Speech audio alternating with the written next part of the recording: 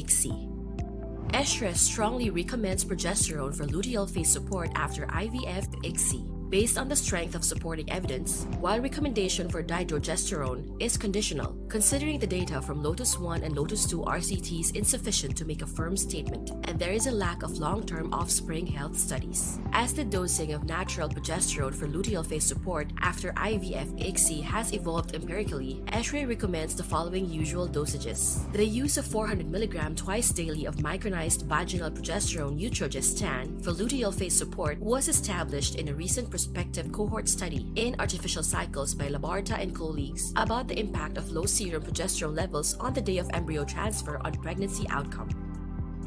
The use of micronized vaginal progesterone utrogestan for luteal phase support in frozen embryo transfer cycles was further strengthened by recent scientific publications. Utrogestan, the best choice in luteal phase support. Body-identical progesterone, effective in supporting fertility. Safe and targeted delivery. Trusted by clinicians. Besins Healthcare, innovating for well-being.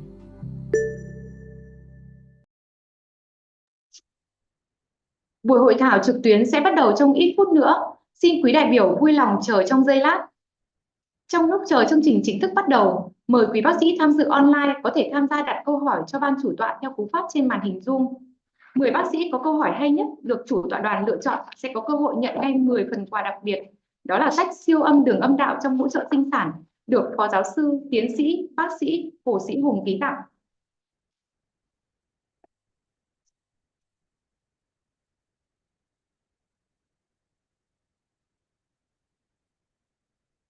Lời đầu tiên, thay mặt ban tổ chức, xin gửi lời chào trân trọng đến quý bác sĩ đang có mặt tại các đầu cầu online trên cả nước, đã dành thời gian quý báu của mình để tham dự chương trình hội thảo trực tuyến cá nhân hóa trong hỗ trợ pha hoàng thể, thực hành tại trung tâm ART, được phối hợp tổ chức bởi Hội Hỗ trợ Sinh sản thành phố Hà Nội, HASAR và văn phòng đại diện Besins Healthcare ngày hôm nay, 26 tháng 1 năm 2024.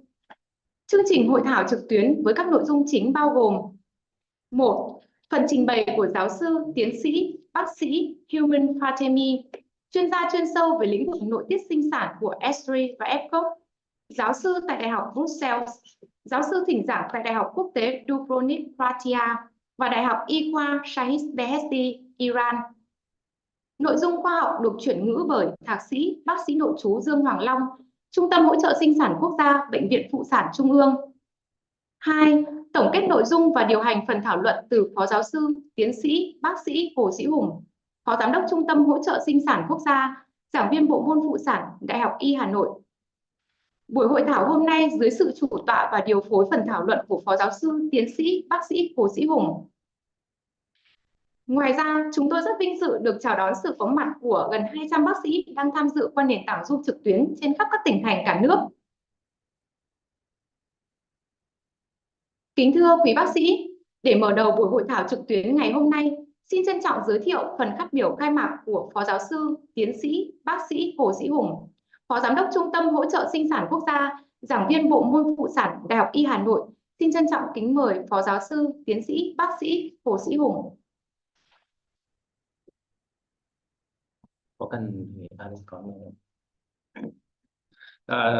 lời đầu tiên thì cho tôi thay mặt cho tất cả đội ngũ của nhân viên Besins Healthcare đang cùng với hỗ trợ cho cái nền tảng webinar trong những cái ngày cuối năm 2023, và kính chào tất cả gần 150 bác sĩ đang tham gia trực tuyến với lời chào trân trọng nhất.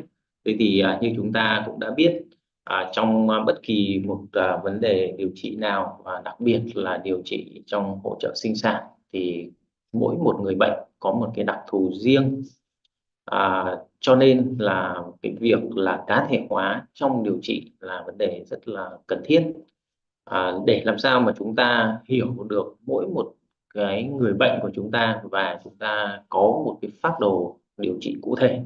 Chúng ta cũng đã được nói nhiều đến những cái phác đồ gọi là cá thể hóa trong kích thích buồng trứng. Tuy nhiên thì pha hoàng thể cho đến hiện nay thì rất nhiều các cái chuyên gia về hỗ trợ sinh sản vẫn đang nói đó là một cái hộp đen mà chúng ta vẫn chưa thể nào mà gọi là khám phá ra hết được những cái diễn biến trong cái pha hoàng thể nó như thế nào. Thế thì chúng ta và cùng với các bác sĩ tức là cũng đang cố gắng tức là khám phá cái hộp đen đó để làm sao cá thể hóa cái pha hoàng thể cho mỗi một cái bệnh nhân. Thì trong chương trình của ngày hôm nay thì chúng ta sẽ được giáo sư M.Fatemi, đây là một chuyên gia đầu ngành trong lĩnh vực hỗ trợ sinh sản và ông cũng có rất nhiều các cái nghiên cứu chuyên sâu trong cái pha hoàng thể. Thì xin phép được giới thiệu với tất cả quý bác sĩ về một bài trình bày của giáo sư về pha thể hóa trong hỗ trợ khoa học thể. Xin phép chúng ta sẽ được bắt đầu. Xin trân trọng cảm ơn Phó Giáo sư Tiến sĩ Bác sĩ Hồ Sỹ Hùng ạ. Kính thưa quý bác sĩ, để mở đầu buổi hội thảo ngày hôm nay là nội dung khoa học với chủ đề cá nhân hóa trong hỗ trợ pha hoàng thể, thực hành tại trung tâm ART của giáo sư tiến sĩ bác sĩ M.Fatemi, chuyên gia chuyên sâu về lĩnh vực nội tiết sinh sản của S3 và F giáo sư tại Đại học Brussels, giáo sư thỉnh giảng tại Đại học Quốc tế Dubrovnik International và Đại học Y khoa ThS.BST, Iran. Xin kính mời quý bác sĩ cùng theo dõi.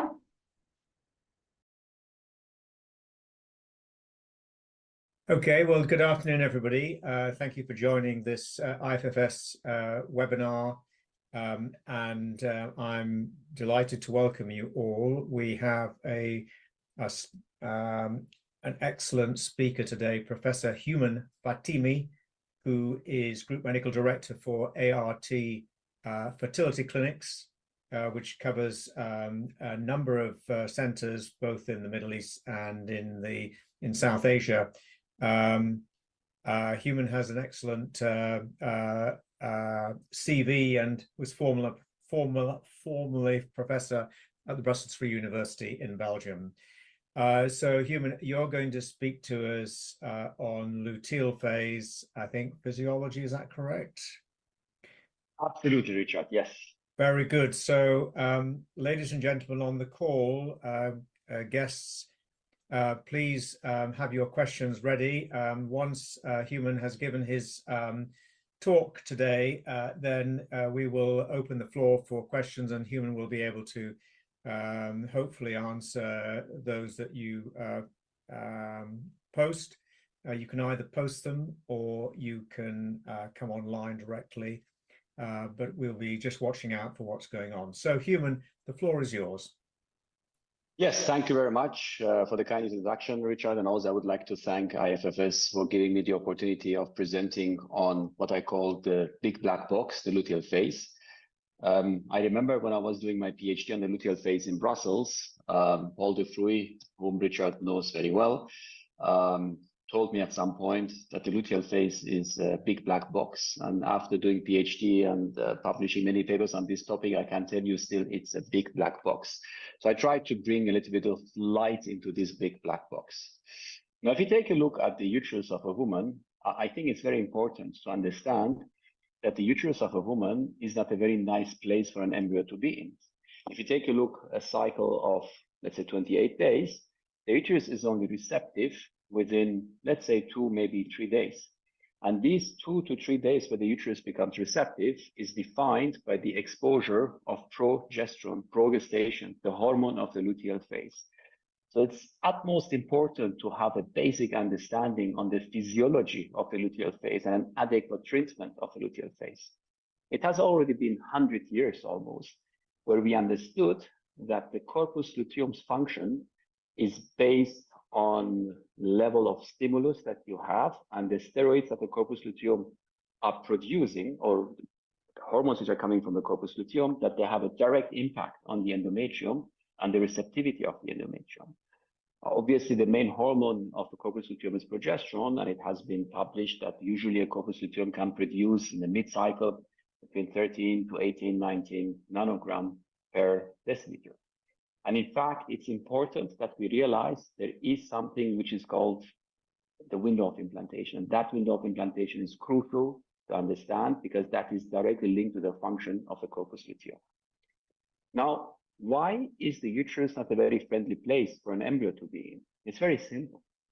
You see, this is a very old study. You see, this is a study which is almost 75 years ago, was published by Noyes.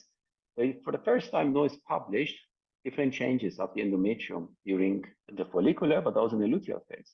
So all these lines that you see here are the days of the cycle. So if you take a look at the follicular phase, you see there is a little bit of changes, but not very big changes. There's a lot of similarities here. But once you ovulate and you go to the luteal phase, every day you have changes. And the changes you can see on the right side what changes we are observing. So there are significant differences. Every day the endometrium changes, every day. Now, I don't want to say every hour, but most probably future research will show that it is not only days, it's hours that the endometrium is changing. And these hours are preparing the so-called window of implantation. Now, what I showed you previously was 70 years old. This is more recent. This is from 2-3 years ago, probably from Carlos Simon's group. And obviously, they looked into the gene expression. And as you see in the proliferative phase and the follicular phase, not much is happening. In the beginning of secondary transformation, nothing is happening. But at some point, which is approximately 120 hours after progesterone exposure, suddenly these genes are downregulated. So here is the area where we describe as the window of implantation. So this area is extremely important. And after 2.5-3 days, as we can see, we have further downregulation and the window of implantation closes. So this is the area that we have to focus on because this is the time frame where the embryo can and will have the possibility to implant. Now, you might say, okay, progesterone exposure is important. Yes. But what are we talking about? What level of progesterone starts the engine, starts the time frame from 0 to 120? And that's a very difficult question to answer. We know that basically, once you increase your systemic progesterone levels, when I say systemic progesterone levels, I'm talking progesterone which is coming from a corpus luteum. And the corpus luteum is anatomically very close to the uterus. So when you measure on any part of your body the blood, that level will be lower than what you would have measured in the collateral blood vessels around the ovary, around the uterus. Obviously, because this is anatomically closer to the uterus, the amounts will be higher. But what has been measured in the systemic circulation of progesterone, which is coming from a corpus luteum, is from a level of approximately 1, more than 70% of women initiate a so-called secondary transformation. It means that's a time frame where you start the time 0, going from 0 to 120, where you open your window of implantation. So this is important to know. Level of progesterone is around 1, where most of women initiate the so-called secondary transformation. What's the percentage of women having a luteal phase defect in a natural cycle? It has been described 7, maybe 8%.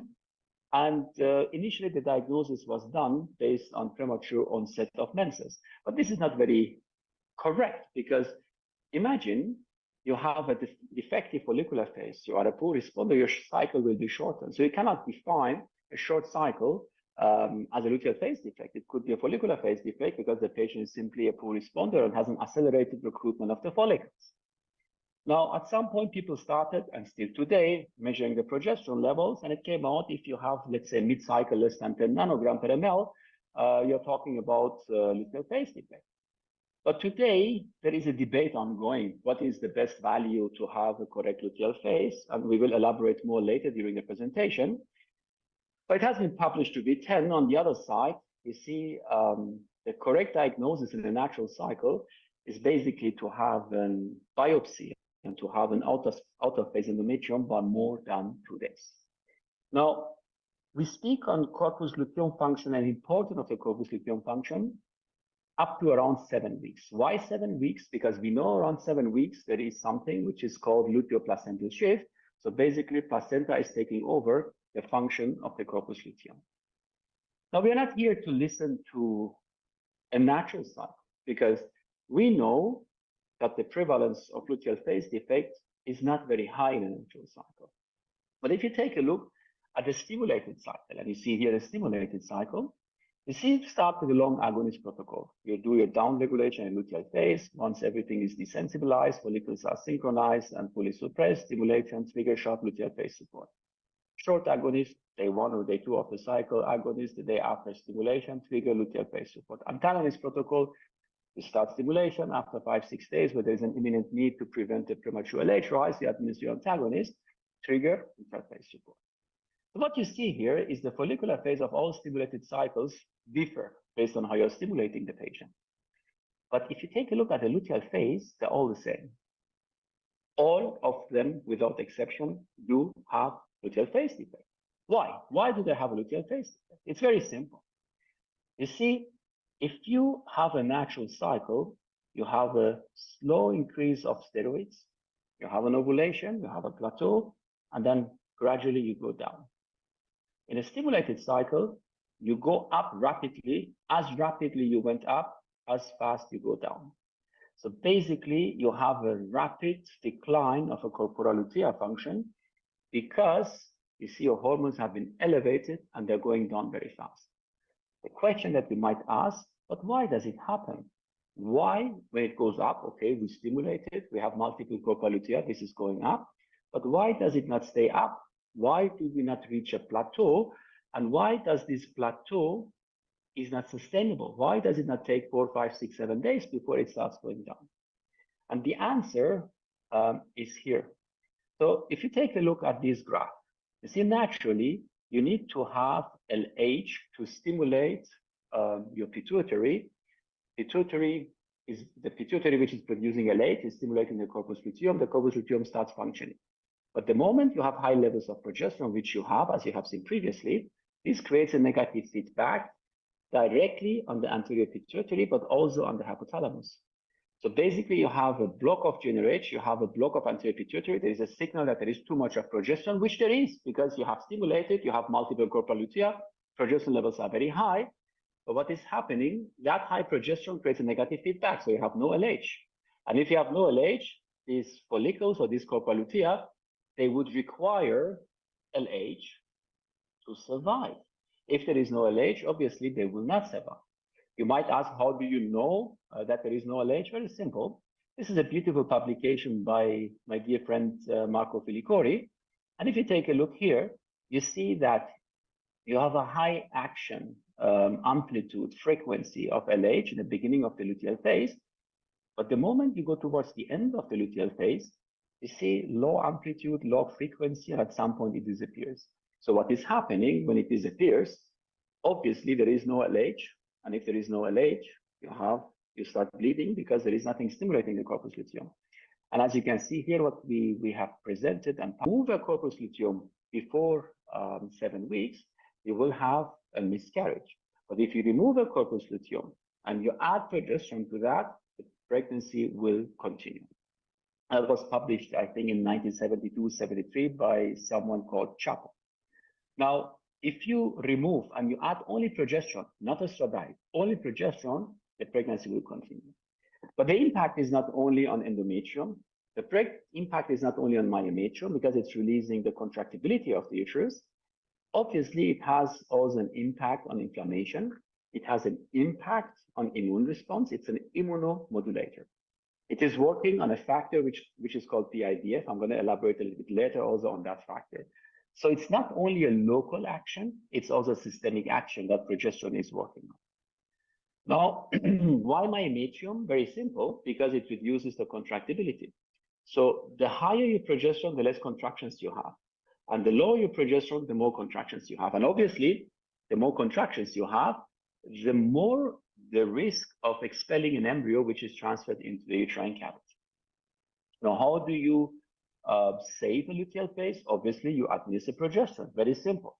So that is easy because with progesterone, you solve the problem. The next question which rises is, okay, but how do you administer progesterone? Do you give orally? Do you give intramuscularly, subcutaneously, vaginally, rectally, or any other form of progesterone? Now start with intramuscular progesterone because this is which have been used for many years, I think in the 80s and 90s, and still in some countries, especially in the US, and I think also in Canada, they use some kind of intramuscular progesterone. In Europe, it's much less. I don't want to say non-existing, much less. And the rest of the world, sporadically, some clinics still use some intramuscular progesterone. Now, is it effective? Yes, of course, it's effective. You reduce high levels of progesterone, but it's very painful. There is oil inside. It can create allergic reactions, oxidation, high body temperature. It has to be administered by a nurse or husband or a physician. And there have been several cases of acute eosinophilic pneumonia with patients almost dying because of the oil. And to the best of my knowledge, it's still not approved by FDA for IVF treatment. You might say, okay, what about subcutaneously? Subcutaneously has been also studied extensively. And if you take a look, it's also efficient. If you compare it with vaginal, the results are absolutely similar. So something I don't understand, our IVF patients are already taking so many injections. Why do we have to add more injections into it if we can solve the issue with vaginal or even rectal progesterone? What about intramuscular progesterone? Again, if you compare intramuscular with vaginal, the results had been published to be similar. You might argue, yeah, but didn't you see the recent publication, I'm going to say 2-3 years ago, from the US, where they demonstrated that intramuscular is superior in frozen cycles as compared to vaginal? I'm going to come back to that study also to explain to you why this study had significant weaknesses and should not have been published. Now, if you give progesterone vaginally, obviously you reach the vagina through the vaginal collateral blood vessels, you absorb very fast into the endometrium and myometrium, and that's exactly where you want it to be. So you need to have a local function, endometrium, myometrium, but obviously you need also to have a systemic function, because we know that progesterone has an impact on the immune system. It's an immunomodulator, as you have seen previously. And you can see on the left graph the absorption and the level in the systemic circulation based on the administration of progesterone. Now, this is the study that I told you, which was published in the US a few years ago, and a very simple, straightforward, randomized controlled trial. They compared intramuscular with vaginal, and the conclusion was intramuscular is superior to vaginal. Now, this is against what I just have told you, because I told you the latest meta-analysis a few years ago demonstrated randomized controlled trials, IM versus vaginal, the results are the same. But now suddenly you have a study making a statement that's not true, IM is superior to vaginal. Every time you see such a study, the first thing you need to do is go and look to materials and methods and see whether there is some kind of mistake, what the authors have done in that study and which was not highlighted and seen by the reviewers or associate editor of that journal. And here, for example, a big mistake happened. So we mentioned that everything what happens in the luteal phase is based on the time or hours of progesterone exposure.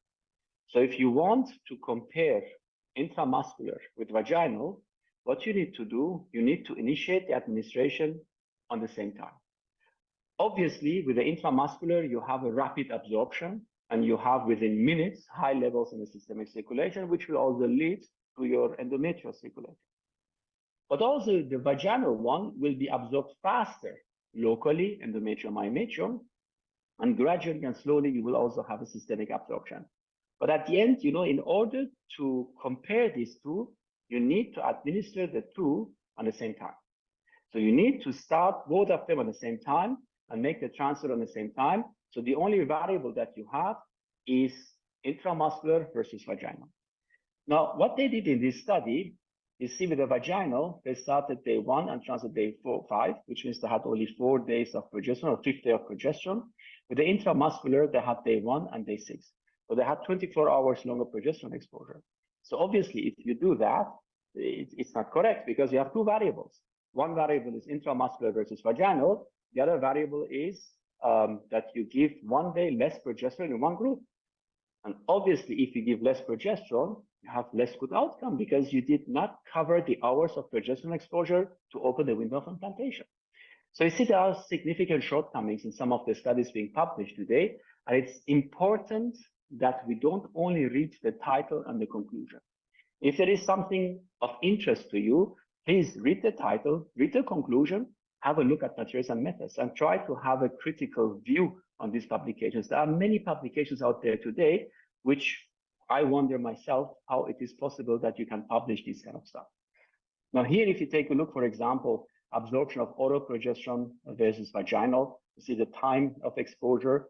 Intramuscular, you see if you give intramuscular, you have really a very rapid increase of progesterone in the systemic circulation. So the 50 milligram, which is usually used, you see within minutes. I'm not talking about hours, so this is 1 hour. So with basically, I think 3-4 minutes, you reach the systemic circulation of 1. And within 1 hour, you have approximately 10 nanogram. So you can imagine with 10 nanogram, you already have impacted not only the endometrium, but also the systemic circulation. So all these details have to be put in consideration if you want to compare 2 drugs with each other. So I think if the hours would have been respected correctly, the results would have been the same, which has been published in many occasions in the past. Now, we have briefly mentioned that it's also the immunomodulator. So basically, a pregnancy of a woman, it's a weird situation for the body of a woman. You see, first, you need to go from pro-inflammation to anti-inflammation, because the implantation is an inflammatory process, but at the other side, the mother has to accept the gene pool of the father, meaning that you need to suppress the immune system. The immune system is suppressed, the pregnancy grows, but towards the end, when the woman is delivering, the pregnancy has to be rejected to initiate the delivery. So it goes, it's very dynamic from pro-inflammatory, anti-inflammatory, back to pro-inflammatory. There are a couple of factors which have a function here. A very complex process, difficult to understand, but just to simplify, you see progesterone has an impact on the T helper cells. They activate something which is called PIBF, progesterone-induced blocking factor, and these acts on T helper cell 1 and T helper cell 2. So basically, a healthy pregnancy has the overload of T helper 2, which is activated by PIBF, and less of T helper cell 1. So basically, this is a healthy pregnancy.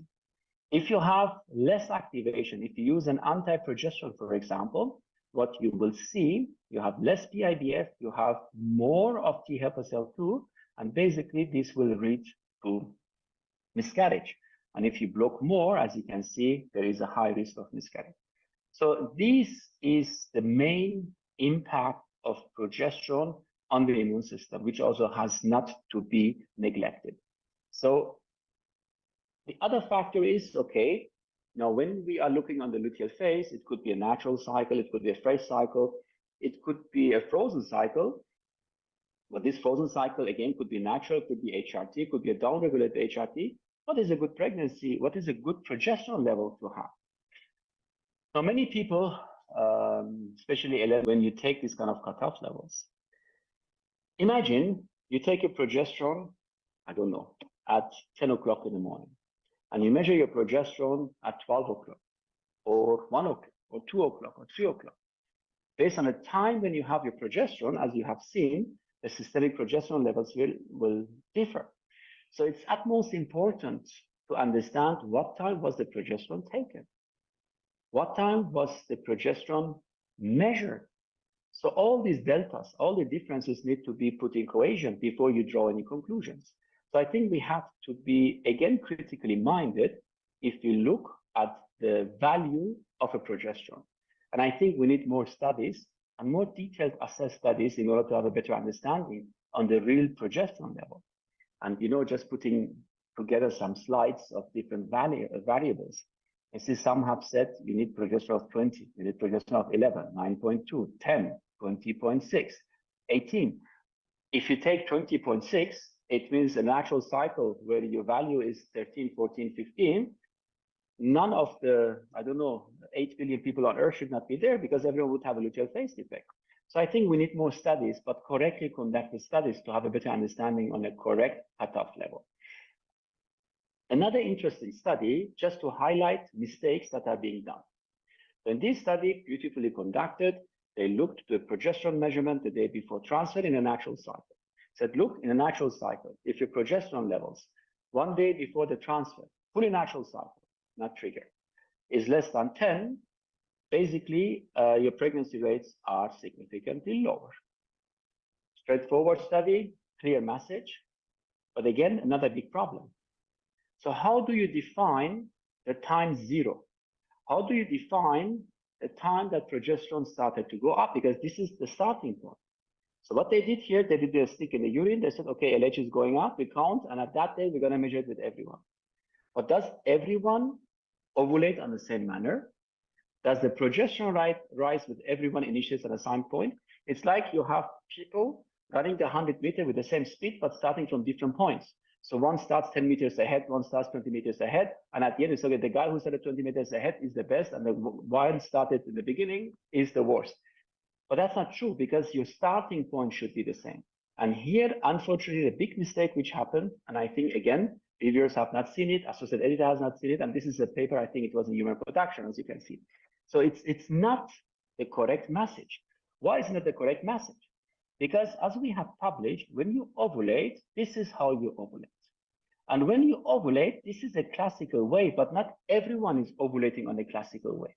This is a paper we published with Carol Cohen last year. We demonstrated that you have a kind of progesterone rise, but this progesterone rise differs among women.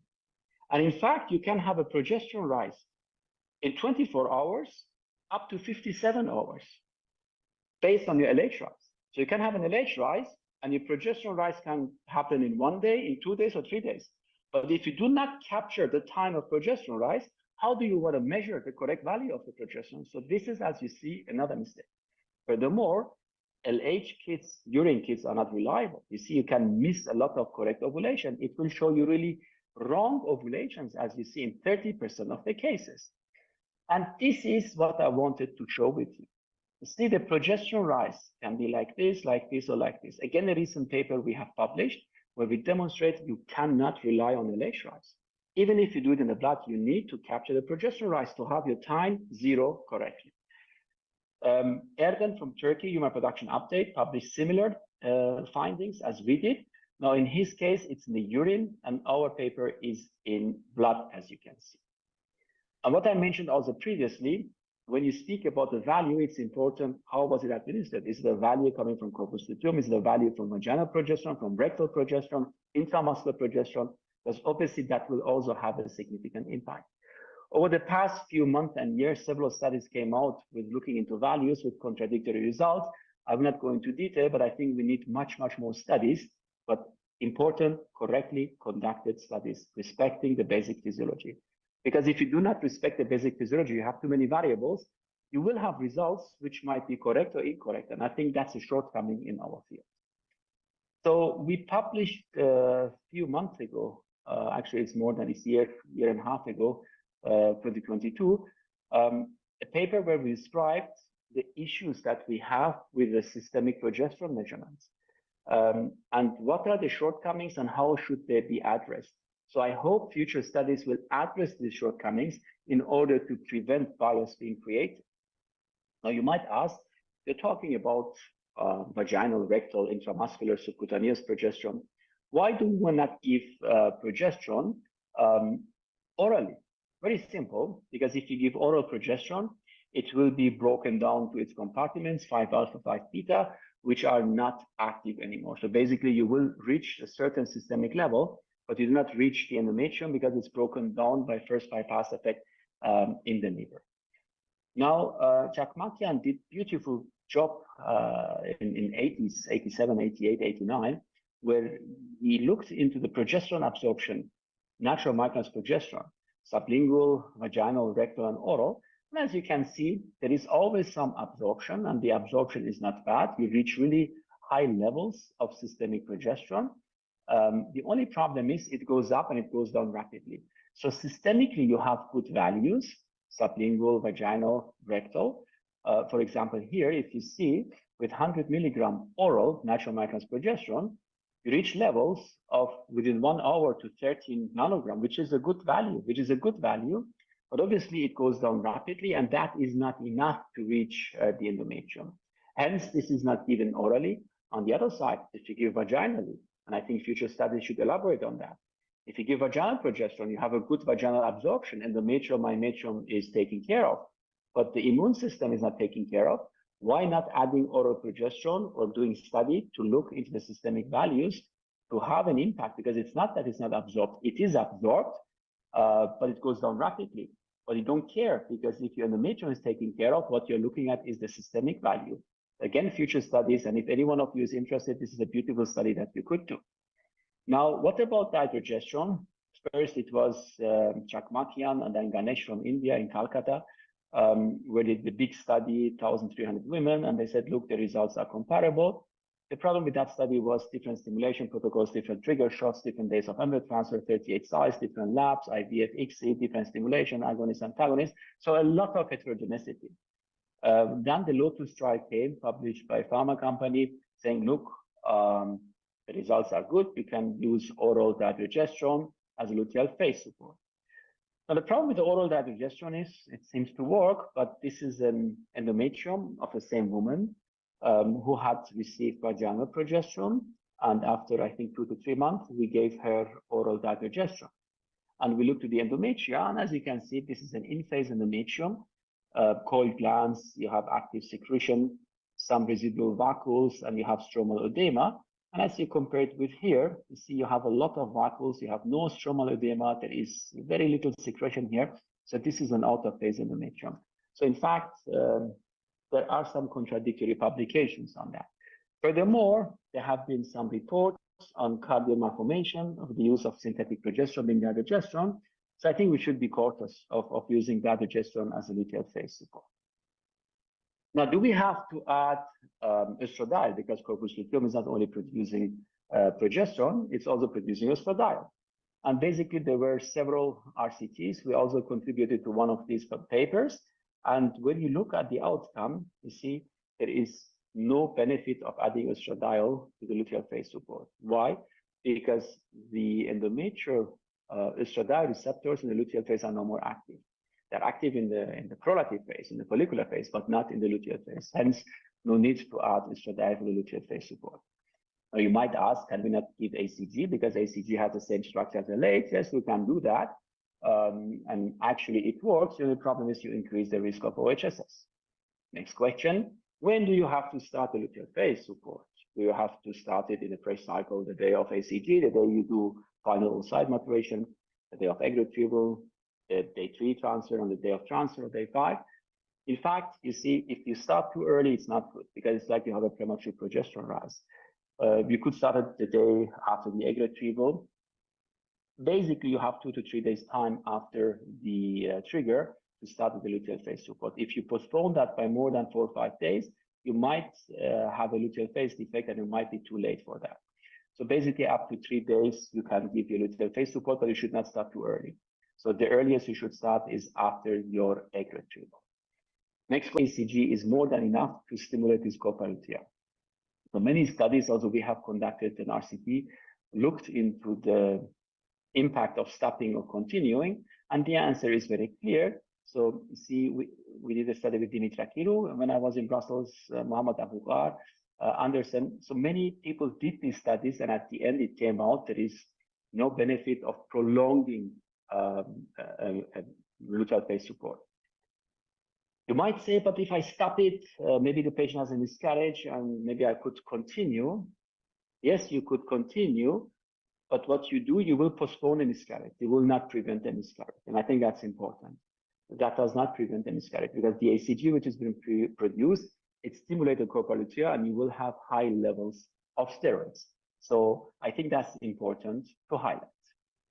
Now, a very interesting entity is the agonist triggering, which creates a severe luteolysis, but it also prevents the OHSS. But agonist itself can also be administered as a luteal phase support.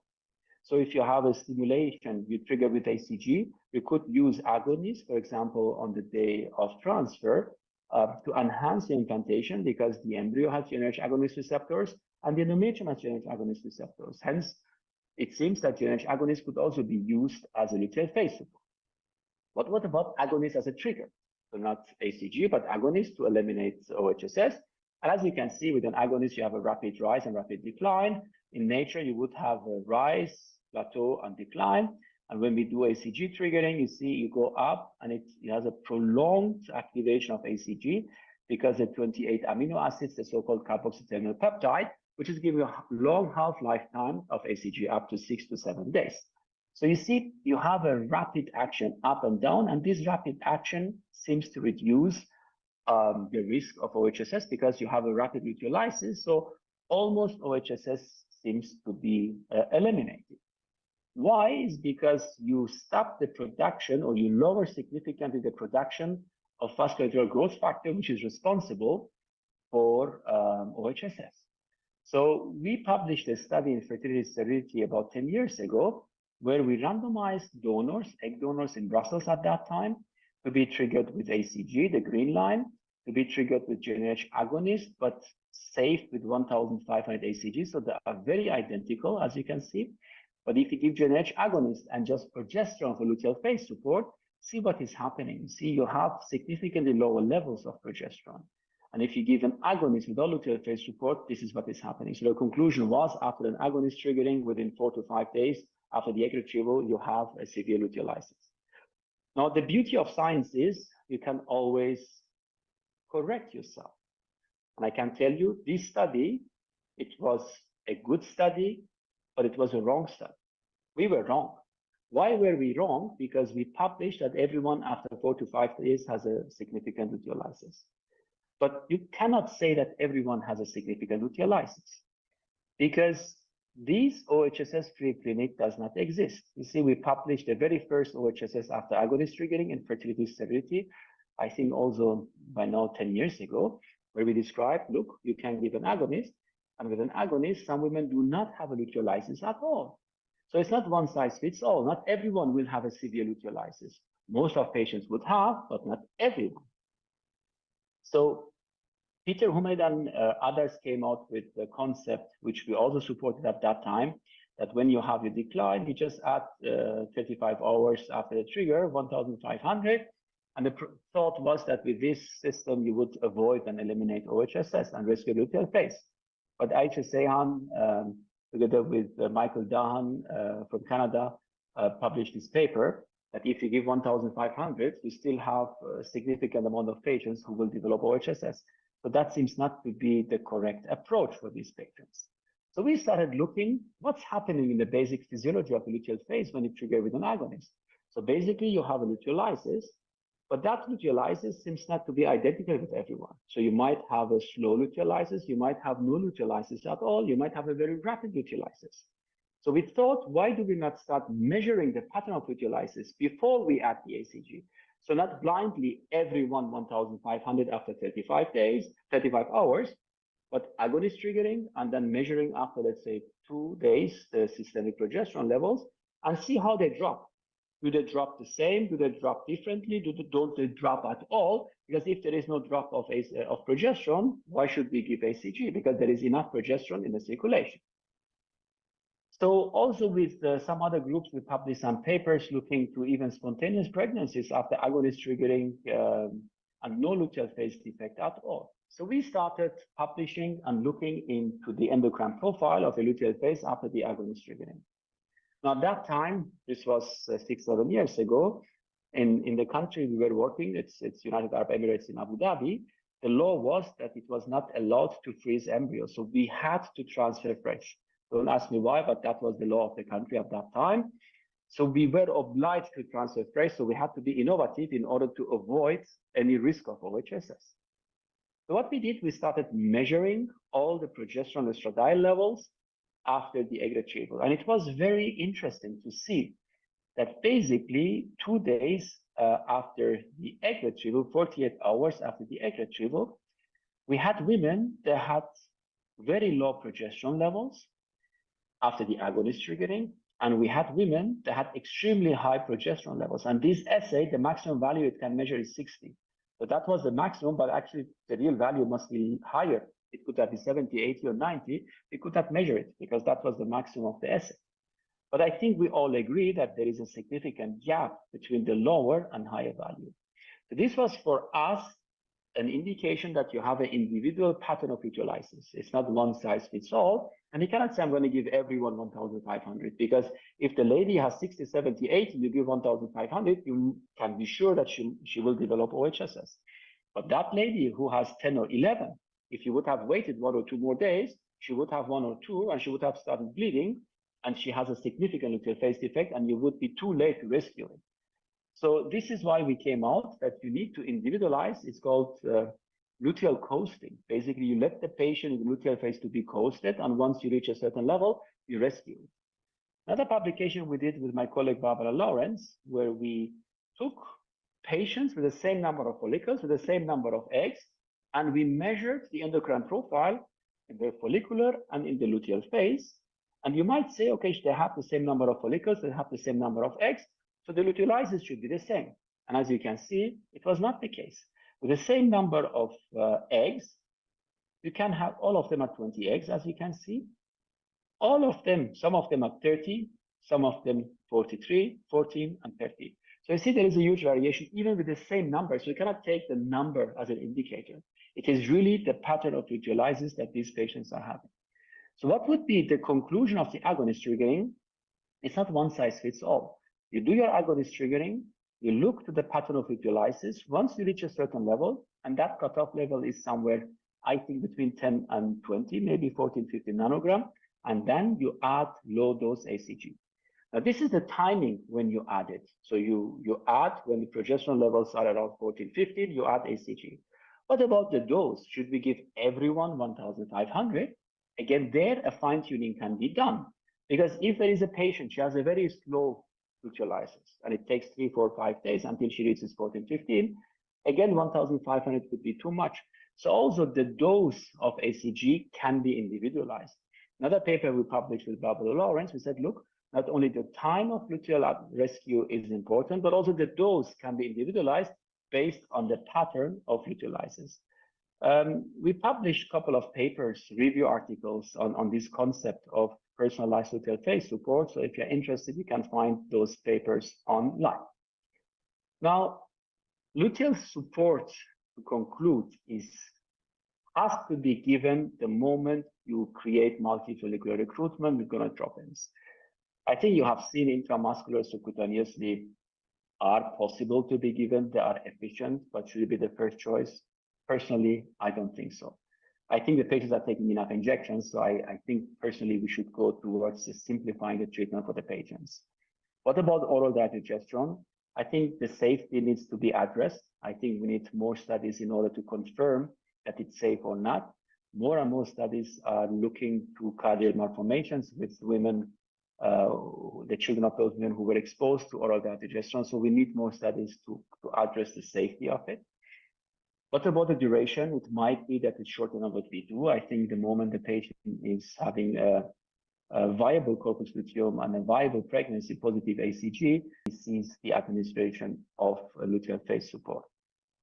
Agonist triggering, I think we need to focus on personalization. We are in the era of personalized medicine. Agonist reduces the risk of OHSS by reducing the vascular growth factor. It creates severe luteolizes, but not with everyone. It's not one size fits all. Important to understand that there is something which is called personalized luteolizes. Everyone undergoes a different kind of luteolizes, as you have seen. So if you want to have a fresh transfer, we need to understand the pattern of luteolizes. We need to understand the personalized luteal phase support based on the timing, but also based on the dose of ACG which is given to rescue. Progesterone levels need to be looked at critically. Again, here I think we need to respect the basic physiology before we start these studies. I think we need to understand in the natural cycle when was time zero, when the progesterone starts to go up. That's very important to realize. And the next thing is also when was the progesterone given before we started measuring it. And about the assays variation, I didn't speak about it, but that's another topic which is to be addressed in future. I think freeze-all strategy is a viable option. And personally, we are promoting more and more transferring in a full natural cycle. I think there is nothing better than the natural cycle. Thank you again for your attention, and I'm very happy to answer any questions. Cảm ơn phần chia sẻ của giáo sư, tiến sĩ, bác sĩ M.Fatemi. Tiếp nối chương trình là phần tổng kết nội dung báo cáo của Phó Giáo sư, tiến sĩ, bác sĩ Hồ Sỹ Hùng, Phó Giám đốc Trung tâm Hỗ trợ Sinh sản Quốc gia. Em xin kính mời Phó Giáo sư Hồ Sỹ Hùng. Rồi, chúng ta bây giờ sẽ tiếp vào một cái bài tổng kết. Okay. Tôi chỉ thực ra thì giáo sư Fatani cũng đã nói khá là đầy đủ khi mà các bạn theo dõi cái bài trình bày của giáo sư. Thì bây giờ thì sẽ có một vài những cái điểm tôi sẽ trình sang hình có lên chưa nhỉ? Rồi đúng không? Rồi đúng không?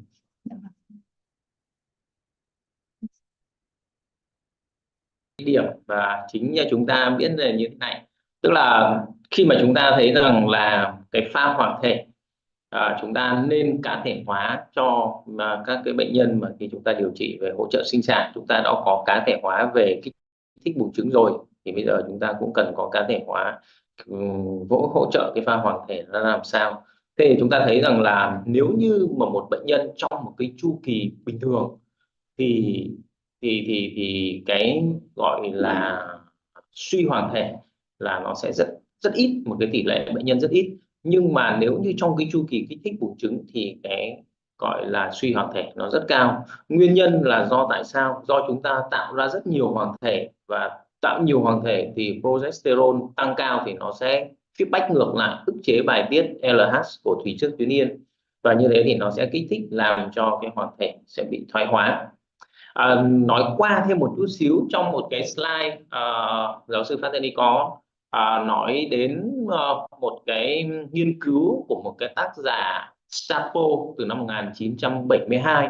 Trong một cái nghiên cứu đó được đăng trên tạp chí thì có 12 cái bệnh nhân là được đây là tôi nói chi tiết hơn về cái nghiên cứu một chút xíu để mình hiểu. Thì có 12 cái bệnh nhân là được bỏ hủy cái hoàn thể, tức là cắt buồng trứng trong cái tuổi thai, và đâu đó khoảng độ xung quanh 50, trung bình là 50 ngày.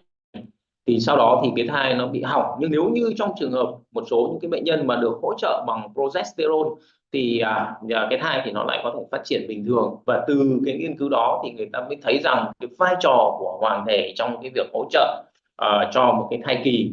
Thế thì về hôm nay chúng ta nói về progesterone, thì tôi nói qua một chút cho các bạn hiểu là cái từ chúng ta có rất nhiều các cái từ là progesterone, progestin, nó bản chất của nó chúng ta hiểu nó là gì. Thế thì cái từ này nó xuất phát từ cái từ nó gọi là từ Latin đấy, chúng ta hiểu, tức là gesta thì chúng ta hiểu đấy là thai kỳ. Cái từ nguyên cái từ gesta từ thai kỳ. Nhưng nếu mà người ta dùng thêm cái gọi là tiếp đầu ngữ, tức là một cái từ ở phía trước đấy là progestation, tức là progesta, tức là có nghĩa rằng là nó hỗ trợ cho cái thai kỳ. Còn chữ in ở đằng sau tức là khi mà cái từ này là từ Latin, khi mà người ta gắn nó vào cái phía đằng sau của một cái gì đó thì chúng ta hiểu nó là chất. Ví dụ như người ta nói rằng là chẳng hạn như là insulin thì lúc đấy nó sẽ là một cái chất, creatinine thì đấy là cái chất creatinine. Thế thì progestin tức là người ta đặt tên cho cái progest đấy, nó là một cái chất mà hỗ trợ cho thai kỳ, thì bắt đầu xuất phát từ cái đó. Nhưng sau đó thì bắt đầu nó mới có cái từ là progesterone, progestative. Thì bản chất của cái vấn đề đầu tiên nó là như thế. Thế thì trong cái bài báo cáo cũng có nói đến cái việc là progesterone nồng độ nó là bao nhiêu thì chúng ta có thể hiểu nó sẽ là thấp, dưới đó mà chúng ta cần hỗ trợ, tức là nó có thể ảnh hưởng đến thai nghén. Thì đa phần các cái nghiên cứu thì mỗi cái nghiên cứu thường thì nó có một cái ngưỡng, người ta tìm ra cái ngưỡng khác nhau. Thì cái ngưỡng ở khoảng đâu đó 9 đến 10 nanogam. Tôi thấy có một cái nghiên cứu này là mới nhất của tác giả HASAR đăng năm 10 tháng 2 năm 2023. Thì trong cái nghiên cứu này cho chúng ta thấy này, tức người ta chia có 3 cái nhóm. Một cái nhóm là 295 bệnh nhân thì nồng độ progesterone được định lượng là trên 10, một nhóm là dưới 10, nhóm B là dưới 10 nhưng được hỗ trợ progesterone, và một nhóm nữa là dưới 10 nhưng không được hỗ trợ progesterone. Hai cái chỉ số mà chúng ta thấy ở đây, một là cái live rate. Cái live rate ở đây cho ở cái nhóm ấy như thế nào? Nếu như ở những cái nhóm mà bệnh nhân mà có nồng độ progesterone vào ngày chuyển phôi mà trên 10 thì tỷ lệ có thai là 73%. Cái nhóm bệnh nhân mà progesterone dưới 10 thì tỷ lệ có thai, nhưng mà được hỗ trợ progesterone thì tỷ lệ có thai là đến 95%. Nhưng nếu như nhóm progesterone mà dưới 10 nhưng không được hỗ trợ thì tỷ lệ có thai ở đây, live birth ở đây chỉ có 6,3%. Và tương tự như thế, cái tỷ lệ mà sảy thai ở từng các cái nhóm thì nó cũng sẽ tăng dần. Ở cái nhóm mà progesterone trên 10 thì tỷ lệ thai chết lưu sảy thai ở đây là 10%. Nếu mà được hỗ trợ thì nó còn 4,3%, còn nếu như không có hỗ trợ thì tỷ lệ này là 71%. Thì đấy là một trong số các cái nghiên cứu, và cái nghiên cứu này là khá mới, để cho chúng ta thấy rằng là cái vai trò, cái nồng độ progesterone vào ngày chuyển phôi nó cũng có ảnh hưởng đến tỷ lệ có thai, tỷ lệ thai sinh sống và cái tỷ lệ sảy thai. Hỗ trợ hoàng thể đến bao giờ? Đây là một câu hỏi và trong slide cũng nói đến rất nhiều, 7 tuần, 8 tuần hay là đến hết quý 1 của thời kỳ của thai kỳ. Thì thực ra thì cái này cũng có rất nhiều các cái quan điểm khác nhau, nhưng mà theo cái đồng thuận đa phần ở các cái trung tâm ấy, thì chúng ta, và đặc biệt ở Việt Nam của chúng ta, thì chúng ta vẫn sử dụng cái hỗ trợ hoàng thể là đến 12 tuần. Bởi vì lý thuyết, về những cái lý thuyết cổ điển từ trước giờ chúng ta nói, tức là hoàng thể thì nó tồn tại trong 3 quý đầu của thai kỳ, còn trong quý đầu của thai kỳ, và sau cái quý đầu đó thì cái vai trò của hoàng thể nó sẽ giảm đi và thay thế bằng cái bánh rau, nó sẽ bài tiết ra các cái hormone. Cho nên đa phần thì chúng ta vẫn có thể là hỗ trợ hoàng thể đến 12 tuần. Thì đó là theo cái nghiên cứu, cái gọi là cái thực hành trong y học của Việt Nam của chúng ta sẽ là như thế. Thế thì có một chút xíu nhỏ để mà đánh giá với cái phần của các bạn, thì đây ở trên màn hình của các bạn thì có một cái quy code, với các bạn có thể dùng scan cái quy code này, hoặc là vào trình duyệt thì chúng ta có thể vào Chrome, nếu như là các bạn có thể là vào Menti nhé, sorry một chút xíu với các bạn, có chữ N nữa. Mình đánh lại cái gì? Mình đánh bị thiếu.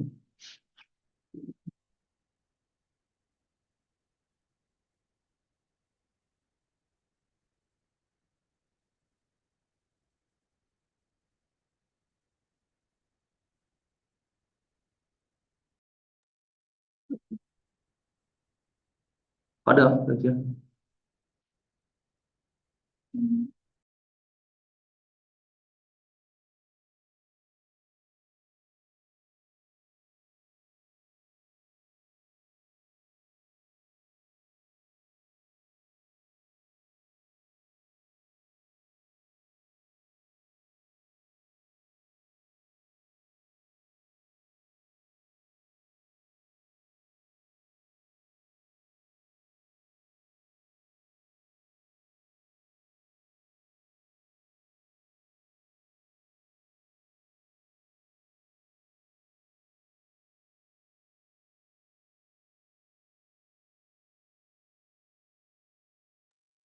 Cái là vẫn có rồi đúng không? Xong rồi nhấn cái nốt kia rồi đúng không? Rồi, ok.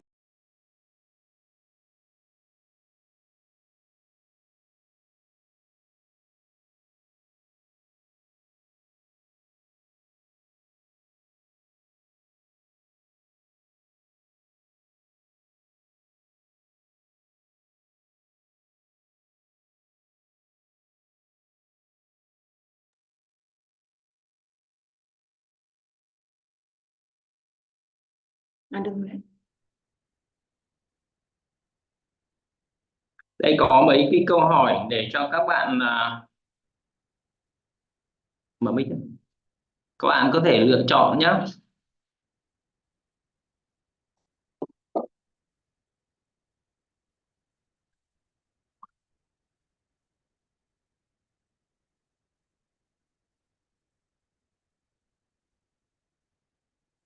Cái code mà các bạn vào cái Menti, tôi đọc lại cái kia thì có một cái code là 462.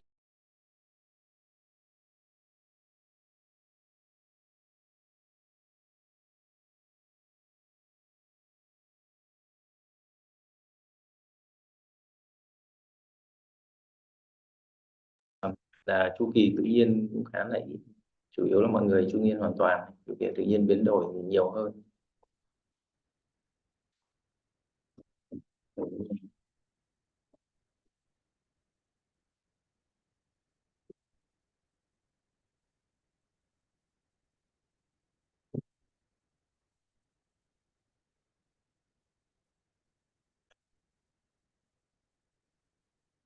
Rồi đấy thì để cho các bạn đấy thì chúng ta nhìn thấy ở trên cái không nhìn thấy ở trên đó mà phải nhìn này vì cái này không share lấy ta không cắm lên trên kia được.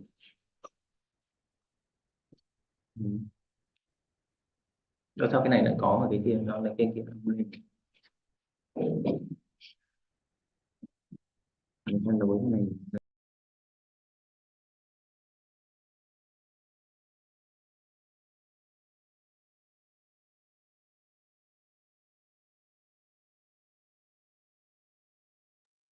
Ok, có 80 người chúng ta đã bình chọn thì chúng ta thấy rằng là chiếm khoảng độ hơn một nửa, vì đó là chúng ta vẫn sử dụng cái phác đồ nhân tạo cho chuẩn bị niêm mạc tử cung đối với bệnh nhân chuyển phôi trữ, và một nửa nhỏ nữa thì chúng ta chuẩn bị bằng chu kỳ tự nhiên, tức là có chủ động, tức là có biến đổi, còn một số ít thì chúng ta làm cái chu kỳ tự nhiên hoàn toàn trong những cái chuyển phôi, đây là trong chuyển phôi trữ.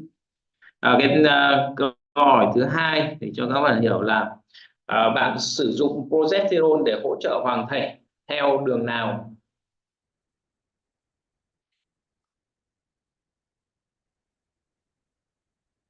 Thì trong cái phần mà viết đó thì các bạn có thể viết bất kỳ cái thông tin nào để các bạn có viết ra.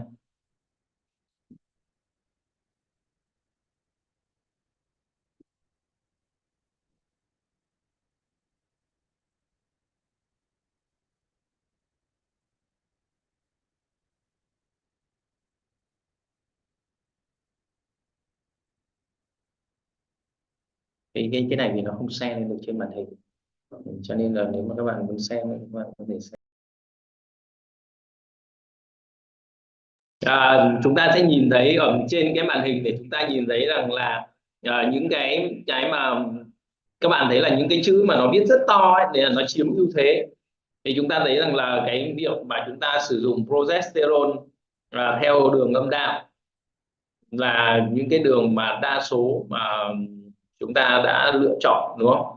Thế còn một số ít nữa thì có đường uống, đường tiêm. Đây là cái kết quả bình chọn cho đến bây giờ là có 74 người đã tham gia bình chọn. Chúng ta thấy rằng là cái đường đạn âm đạo vẫn là cái đường thuốc mà có tất cả là bây giờ là 142 câu trả lời rồi. Thì đây có 142 câu trả lời trên đỉnh này, đúng không? Thì chúng ta thấy là cái đường đạn âm đạo mà là có một số ít thì cũng có tiêm bắp, một số rất ít là có đặt hậu môn hoặc là đường uống cũng có khá nhiều nhưng mà không.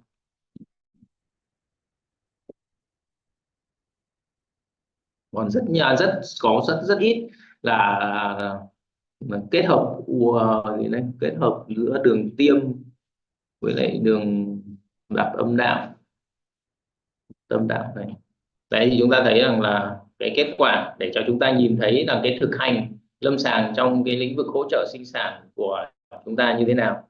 Và câu hỏi cuối cùng là với cái kết quả vào cái ngày mà chúng ta bắt đầu chuyển sang chuyển phôi, ví dụ chúng ta có được một cái kết quả như thế này là niêm mạc tử cung là 6 mm nhưng mà có 3 lá, niêm mạc tử cung 10 mm nhưng đậm âm, hoặc là niêm mạc tử cung 10 mm thì 3 lá, thì các bạn thứ tự ưu tiên, theo mình là ưu tiên cái thứ tự nào là tốt nhất, thứ tự nào là thứ hai và thứ tự nào thứ ba, chúng ta lựa chọn.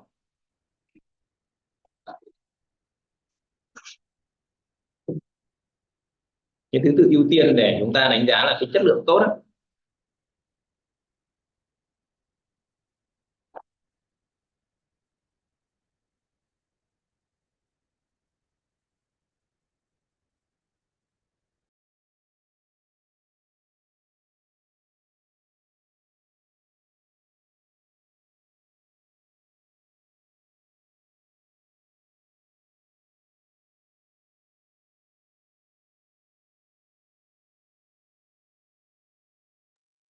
Tạm thời đây là cái câu gọi là cái thăm dò cuối cùng để cho chúng ta hiểu một chút xíu. Thế thì đa phần đúng là chúng ta đều lựa chọn, tức là một cái niêm mạc tử cung gọi là vừa phải, đúng không? Từ 8 cho đến 12 mm và 3 lá đấy là lý tưởng nhất để chúng ta chuyển phôi.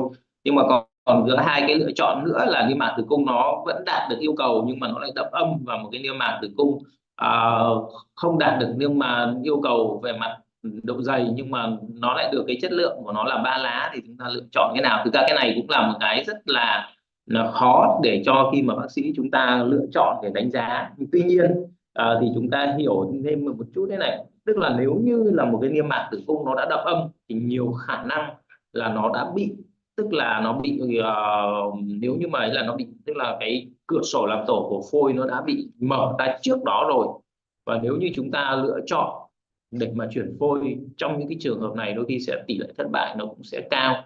Và đây là so sánh với cái niêm mạc tử cung 3 lá mà nó mỏng nhá. Đấy, thì có thể là chúng ta lựa chọn thì nó cái niêm mạc, cái cửa sổ làm tổ của phôi lúc ấy nó đóng lại rồi thì nó sẽ có thể là nó sẽ khó khăn hơn là một cái niêm mạc tử cung của một người bệnh mỏng nhưng mà 3 lá, tức là lúc đấy cửa sổ làm tổ nó chưa đóng lại và chúng ta hoàn toàn có thể điều khiển được. Thì đấy là cái niêm mạc tử cung của những cái người nếu mà về chất lượng, tức là cái chất lượng ở đây tức là đánh giá là cái niêm mạc 3 lá ấy. Đấy, thế còn nếu mà độ dày thì đương nhiên độ dày càng tốt thì nó cũng tốt thôi chứ không sao cả, nhưng mà cái niêm mạc 3 lá thì nó sẽ quan trọng hơn là cái niêm mạc mà nó đậm âm hoặc là nó không đều. Rồi, xin trân trọng cảm ơn cái survey nhỏ nhỏ vừa rồi đối với các bạn xong. Ok, bây giờ chúng ta sẽ quay trở lại với web Mina để chúng ta trả lời thảo luận các cái câu hỏi của các bạn. Bây giờ chúng ta sẽ quay trở lại cái câu hỏi. Cảm ơn cái phần chia sẻ rất là sinh động của Phó Giáo sư Tiến sĩ Bác sĩ Hồ Sỹ Hùng. Kính thưa quý bác sĩ, phần chia sẻ của Phó Giáo sư Tiến sĩ Bác sĩ Hồ Sỹ Hùng đã kết thúc phần báo cáo khoa học trong chương trình hôm nay. Sau đây là thời gian dành cho phần thảo luận. Phần thảo luận hôm nay được sự dẫn dắt của ban chủ tọa. Chủ tọa, Phó Giáo sư Tiến sĩ Bác sĩ Hồ Sỹ Hùng. Vì lý do chênh lệch múi giờ giữa Việt Nam và châu Âu, Giáo sư M.Fatemi hiện không thể tham gia phần thảo luận trực tiếp ngày hôm nay. Các câu hỏi dành cho Giáo sư Fatemi sẽ được gửi đến giáo sư và trả lời sau cho quý bác sĩ. Xin trân trọng cảm ơn. Chương trình hội thảo ngày hôm nay sẽ dành tặng 10 phần quà tặng đặc biệt, đó là sách Siêu âm đường âm đạo trong hỗ trợ sinh sản được Phó Giáo sư Tiến sĩ Bác sĩ Hồ Sỹ Hùng ký tặng. Trong 10 bác sĩ có câu hỏi hay nhất được ban tổ chức lựa chọn. Quý bác sĩ tham dự online có thể đặt câu hỏi cho chủ tọa và các báo cáo viên bằng cách click vào biểu tượng Q&A ở bên dưới màn hình và đặt câu hỏi. Kính nhờ bộ phận kỹ thuật hỗ trợ gửi các câu hỏi qua webinar cho ban tổ chức. Xin trân trọng cảm ơn.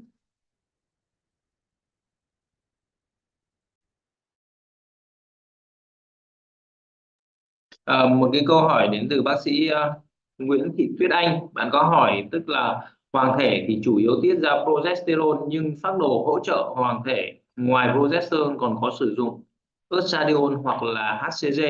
Vậy có tiêu chuẩn nào để chọn phác đồ progesterone hay là phối hợp hay không? Em cảm ơn.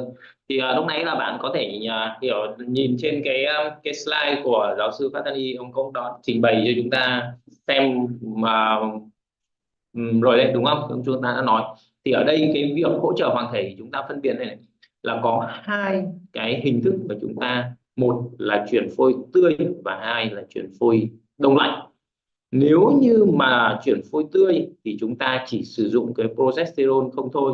Nhưng mà nếu như chuyển phôi đông lạnh thì chúng ta ngoài cái việc là chúng ta phải chuẩn bị niêm mạc tử cung trong cái trước đó, cái chu kỳ từ trước đó nữa. Cho nên là cái việc mà chúng ta vẫn phải duy trì cái E2 hay progesterone hay estradiol là hoàn toàn là cần thiết. Đối với cái việc mà sử dụng HCG thì thực ra cái này thì ở Việt Nam của chúng ta ít thực hành, và hôm nay ông ấy có nói đến cái hoàn cảnh của các cái nghiên cứu của họ. Thì thực ra cái sử dụng cái HCG để mà hỗ trợ thì đương nhiên thì chúng ta nói HCG thì nó cũng có cái cấu trúc và cái tác động hoạt tính giống tương tự như LH. Chính vì vậy cho nên nó cũng có thể hỗ trợ được hoàng thể, bởi vì lúc này LH có thể là nó sẽ kích thích để giúp cho cái hoàng thể đấy duy trì được cái sự tồn tại của hoàng thể. Tuy nhiên thì người ta hay sử dụng ở trong những cái nhóm bệnh nhân mà người ta trigger bằng agonist, lúc này là hoàng thể nó sẽ bị thoái hóa, cho nên người ta có thể sử dụng cái HCG với cái liều mà lúc nãy rất nhiều slide ông ấy có nói đến cái việc là hỗ trợ là 1.000 hay là 1.500. Thì cái tác giả đầu tiên mà làm cái nghiên cứu này là ông Human ở Đan Mạch. Tức là cũng là do cái đặc thù của cái nghiên cứu đó, tức là khi người ta đã trigger bằng agonist để mà tránh cái quá kích buồng trứng rồi thì phải đông phôi, nhưng ở trong cái hoàn cảnh của người ta, tức là có cái luật pháp tức là người ta không cho đông phôi, nên người ta phải chuyển phôi đông, phải chuyển phôi tươi, và khi chuyển phôi tươi thì cái tỷ lệ có thai nó giảm đi, cho nên bắt buộc là người ta lại phải sử dụng thêm cái HCG để mục đích tức là để làm tăng cái tỷ lệ có thai. Nhưng vô hình chung chúng ta phải xem sử dụng cái HCG đấy thì nó cũng không khác nào với chúng ta tránh cái quá kích buồng trứng, là chúng ta lại cho HCG vào thì nó sẽ bị quá kích buồng trứng. Nhưng mà tuy nhiên thì cái HCG này người ta cho với cái liều lượng có thể. Tiếp mình có thể cho câu hỏi tiếp theo. Xin mời. Câu hỏi là có nên của bác sĩ Hào là có nên bổ sung nội tiết sớm cho những người có tiền sử sảy thai hoặc thai lưu hay không, ngay từ khi quan hệ quanh thời điểm rụng trứng, nếu có bổ sung thì nên khi nào? Cái câu hỏi thứ hai tức là đối với thai kỳ có tiền sử không có tiền sử gì đặc biệt nhưng khi siêu âm không thấy nang hoàng thể, có nên bổ sung thêm progesterone không? Câu đầu tiên là tôi muốn hỏi là câu thứ hai. Câu thứ hai tức là nếu như mà siêu âm để mà xem có hoàng thể hay không để bổ sung thì thực ra cái đấy là cái không cần thiết, bởi vì việc siêu âm không phải lúc nào chúng ta cũng có thể nhận định được là đó là hoàng thể hay không, và việc nếu như có nhìn thấy hay không nhìn thấy thì nó cũng chỉ rất là tương đối về mặt hình thái thôi, chứ còn không nói được đến chức năng của hoàng thể. Chính vì vậy cho nên là không thể dựa vào cái đó để bổ sung. Cái câu thứ hai nữa, câu đầu tiên của bạn muốn hỏi, bác sĩ Hà muốn hỏi đây, tức là những người có tiền sử sảy thai hoặc thai lưu, thì cái này thì nó không thuộc về cái phạm trù trong cái chuyển phôi của bệnh nhân hỗ trợ sinh sản. Tuy nhiên thì bạn cũng thấy có một cái slide mà giáo sư Fatemi có nói, nếu trong một cái chu kỳ tự nhiên thì cái tỷ lệ mà bệnh nhân bị suy hoàng thể là không cao, nó chỉ thường xảy ra ở những cái bệnh nhân kích thích buồng trứng thôi. Thế thì nếu như vậy thì những cái bệnh nhân đấy có cần bổ sung cái progesterone cho bệnh nhân đó hay không?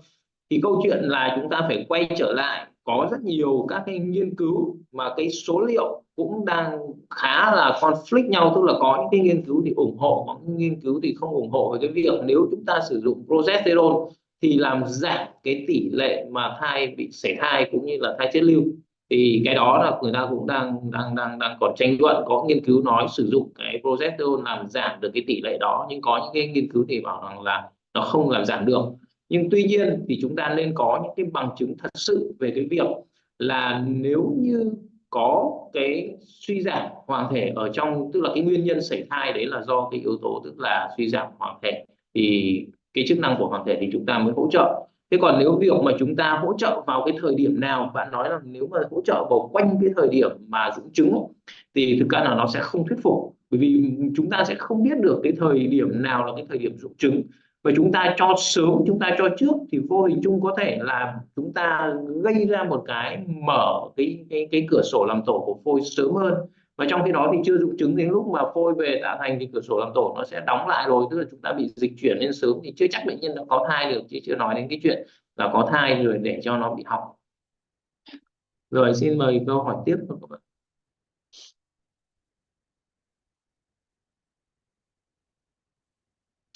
Bạn có một vài các cái ca lâm sàng, đây là của bác sĩ Thanh Vân, là sau khi chuyển phôi trữ vào ngày 12 thì beta HCG rất thấp, để dưới 100, sau đó thì ngày 14 thì lên trên 100. Thì những cái trường hợp đấy có hỗ trợ hoàng thể hay không? Và thực tế là bạn cũng có gặp có những cái bệnh nhân mà như vậy, thì chỉ khi chúng ta hỗ trợ hoàng thể thì thai phát triển bình thường, nhưng có bệnh nhân khác mà không hỗ trợ thì thai sẽ bị chết lưu. Thế thực ra thì chúng ta cần nên hiểu này, cái thai đường phát triển thì phải đến 80%, chúng ta không nói được, nhưng 80% là nó có do bất thường về mặt tức là nhiễm sắc thể của phôi, chứ còn cái khả năng mà bị giảm cái chức năng của hoàng thể thì không phải là nhiều, bởi vì đa phần là chúng ta cũng đã bổ sung tất cả các cái thuốc để cho rồi. Thì nếu như mà là đúng, thực sự đúng nó là nguyên nhân mà bị suy giảm cái chức năng của hoàng thể thì chúng ta bổ sung hỗ trợ hoàng thể thì kết quả nó sẽ được tốt. Và nếu mà kể cả là do bất thường của phôi thì chúng ta có hỗ trợ mấy đi chăng nữa thì cái phôi rồi nó cũng sẽ bị dừng phát triển thôi. cái ví dụ của bạn đưa ra thì là hoàn toàn là thuyết phục. Tuy nhiên thì cái cơ sở, tức là cái độ mạnh của cái sự tin tưởng ấy, nó sẽ không có, bởi vì muốn biết được thì chúng ta phải có những cái nghiên cứu, chứ không thể nào nói một ca này thế này, ca kia thế kia thì có hỗ trợ thì nó tốt, còn không hỗ trợ thì nó có, thì đấy chỉ là những cái gọi là giải rác thôi, chứ chúng ta không thể kết luận là cái việc nó là như thế.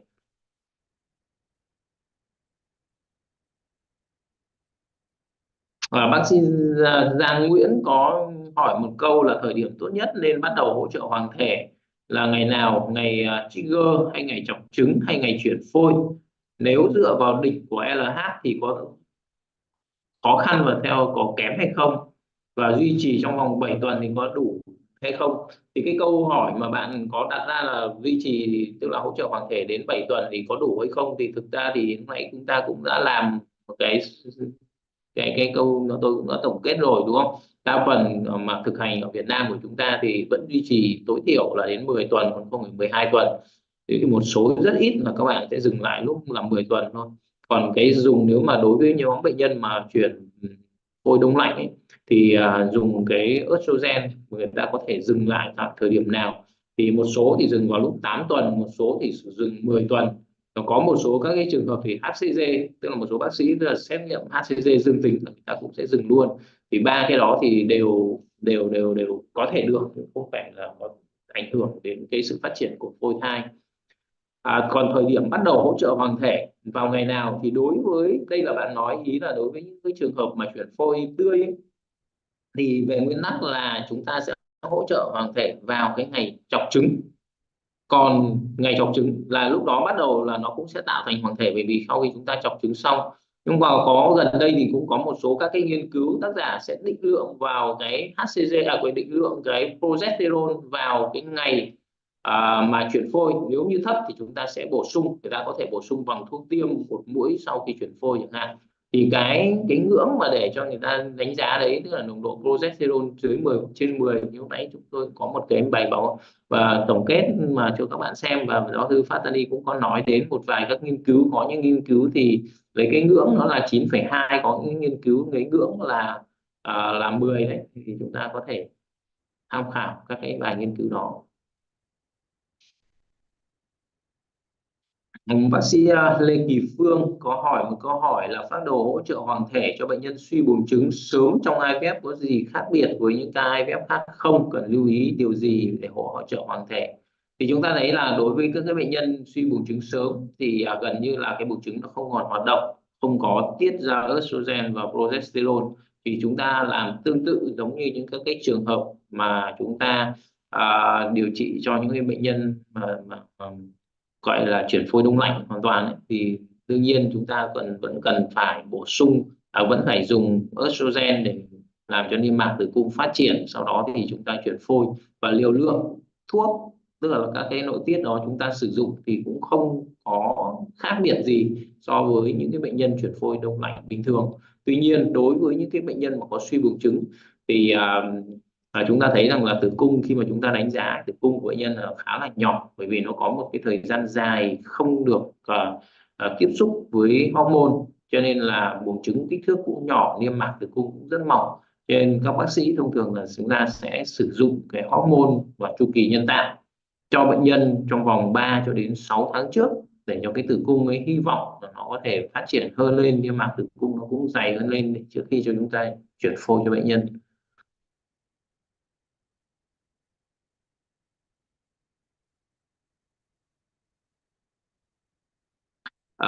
Đây là cái câu hỏi này cũng khá là thú vị của bạn Nguyễn Thị Thu Oanh, nói rằng niêm mạc tử cung dày rất dày từ 16 đến 18 mm và bệnh nhân đã từng đặt phôi ở cái chu kỳ là niêm mạc tử cung 12 mm rồi, cũng bị thất bại.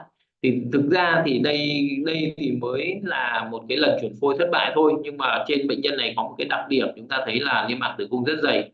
Thì khi mà niêm mạc tử cung dày, bạn cần phải đánh giá xem cái tính chất của cái niêm mạc tử cung đấy nó như thế nào. Ở đây thì tôi hướng đến hai cái yếu tố. Một, tức là có polyp ở trong buồng tử cung hay không, đấy là câu hỏi đặt ra. Cái câu hỏi câu hỏi thứ hai mà mình cũng phải đặt ra với bệnh nhân là có bệnh nhân này có bị quá sạn niêm mạc tử cung hay không. Thì cái này là bắt buộc là chúng ta cần phải có cái loại trừ cho bệnh nhân. Nếu mà polyp buồng tử cung thì chúng ta sẽ phải đi xử lý cái polyp đó bằng các cái thủ thuật, ví dụ như là chúng ta có thể soi buồng tử cung cắt polyp. Còn nếu như mà bệnh nhân bị quá sản niêm mạc tử cung thì bạn nên tham khảo thêm một cái bài những cái bài mà bài viết các cái nghiên cứu ấy, về bệnh nhân quá sản niêm mạc tử cung, bởi vì ở những cái bệnh nhân mà điều trị thụ tinh trong ống nghiệm này là bệnh nhân sẽ rất hay gặp cái tỷ lệ mà bệnh nhân quá sản niêm mạc tử cung khá là nhiều. Nó có hai cái lý do. Cái lý do thứ nhất, các bạn thấy là ở cái nhóm bệnh nhân mà buồng trứng đa nang ấy, thì thường là cũng rất hay sản niêm mạc tử cung, đó chính là cái việc mất cân bằng giữa estrogen và progesterone. Bệnh nhân có vẻ là sẽ có nhìn cái nồng độ estrogen trong máu, trong cơ thể là sẽ nhiều và cao hơn, nó mất cân đối với cái progesterone, làm cho cái niêm mạc tử cung nó luôn luôn bị tác động bởi cái estrogen đó, cho nên nó sẽ dày lên một cách bất thường. Bởi vì nó dày lên một cách bất thường như thế thì nó sẽ bị quá sản niêm mạc tử cung. Thì bạn sẽ tham khảo kỹ về cái việc đó, bởi vì khi quá sản niêm mạc tử cung người ta sẽ phải sinh thiết, người ta xem là niêm mạc tử cung ấy nó quá sản gọi là điển hình hay quá sản không điển hình, và khi quá sản ở cái mức độ đó thì chúng ta sẽ có những cái phác đồ điều trị riêng cho cái nhóm bệnh nhân này.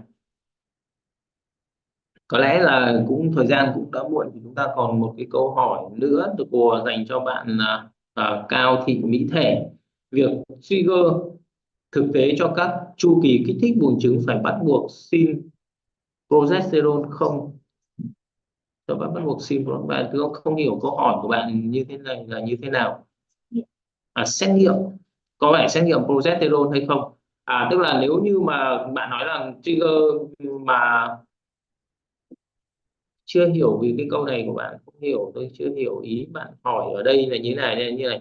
Nếu như vào ngày trigger nhá, vào ngày trigger tức là ngày mà chúng ta tiêm trưởng thành noãn, sau đó để chúng ta chọc hút noãn ấy, thì có bắt buộc phải xét nghiệm progesterone hay không? Thì là gần như bắt buộc thì không phải là hoàn toàn là bắt buộc, nhưng trong cái chu kỳ kích thích buồng trứng thì bạn hiểu rằng là có một cái hiện tượng gọi là tăng progesterone sớm.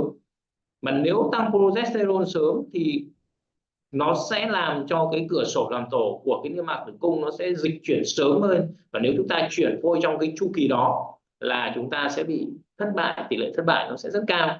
Cho nên nếu như mà xét nghiệm progesterone trong cái ngày trigger đó mà nồng độ progesterone tăng cao hơn ở cái ngưỡng đó, thông thường người ta lấy nó là bao nhiêu, nó là 1,5 nanogam, thì người ta nói rằng có nghĩa rằng là cái cửa sổ làm tổ, tức là có cái hiện tượng tăng progesterone sớm, thì người ta sẽ phải đông phôi toàn bộ lại.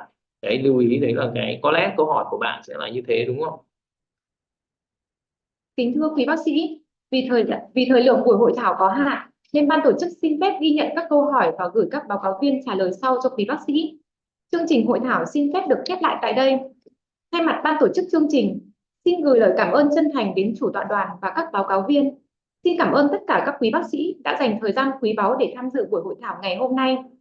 Thay mặt Hội Hỗ trợ Sinh sản thành phố Hà Nội HASAR và văn phòng đại diện Besins Healthcare, xin gửi lời chúc sức khỏe đến tất cả các quý bác sĩ đã tham dự nhiệt tình và mong rằng trong thời gian gần nhất sẽ có nhiều cơ hội đồng hành với các bác sĩ nhiều hơn nữa trong những buổi hội thảo tiếp theo. Xin trân trọng cảm ơn.